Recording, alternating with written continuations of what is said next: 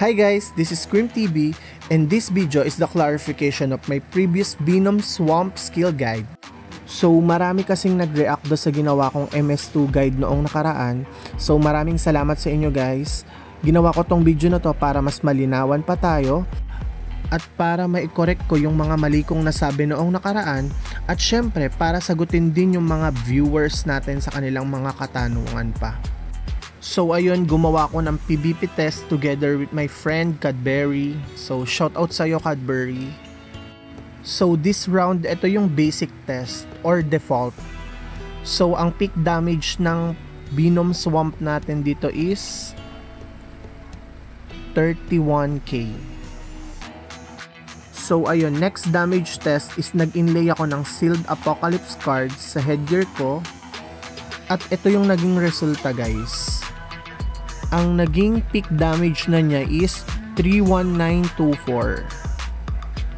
So ang ibig sabihin guys, may bearing si Ignore Magical Defense kay Venom Swamp skill. Next damage test is pinagsuot ko naman siya ng Agriope card. At ito yung naging resulta.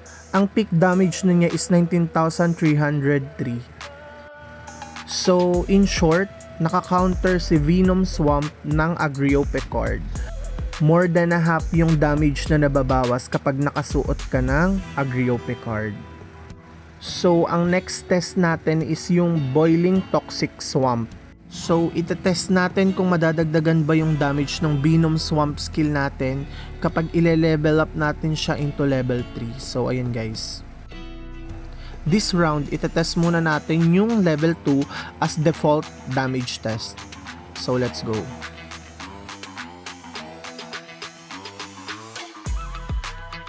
So ang peak damage niya is 435k. So ang next damage test natin is papalebelin natin ng isa or gagawin natin level 3 yung Boiling Toxic Swamp. At guys, ito yung naging resulta niya.